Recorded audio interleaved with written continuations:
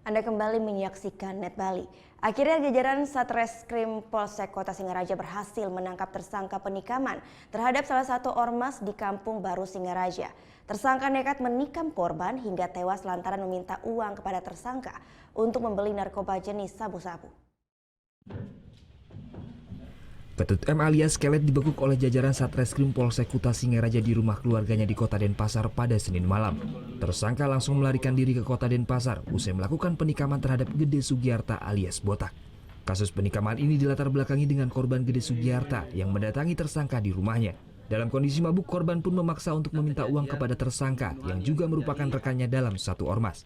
Korban meminta uang kepada tersangka untuk membeli sabu. Ini baru keterangan tersangka nih. Ini masih kita dalami. Jadi korban meminta uang kepada tersangka untuk membeli barang berupa sabu, tapi ditolak oleh tersangka. Tapi pada saat itu korban dalam keadaan mabuk oleh pengaruh minuman. Jadi dia menyerang tersangka dan tersangka mengambil barang ini. Jadi dia melakukan penebasan sebanyak 3 kali. Sementara itu dari pengakuan tersangka nekat membunuh rekannya lantaran dipukul oleh korban setelah menolak untuk memberikan uang. Tersangka dan korban pun diduga telah lama mengkonsumsi narkoba jenis sabu-sabu. Setelah dilakukan pemeriksaan urin, tersangka pun positif memakai narkoba.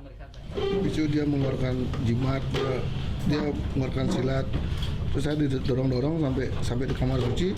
Saya lihat ke belakang, ada ini, saya buka, terus terjadi penggumulan. Saya dapatkan sampai saya luka ini.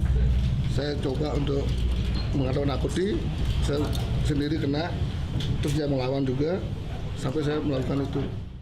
Dari tangan tersangka, polisi mengamankan sebilah pedang berukuran 50 cm yang digunakan tersangka untuk menikam korban Gede Sugiarta.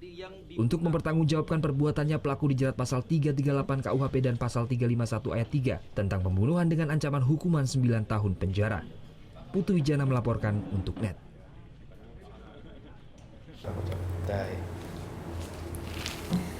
Udah selesai kan nontonnya? Nah, jadi jangan lupa buat like, komen, dan subscribe ya.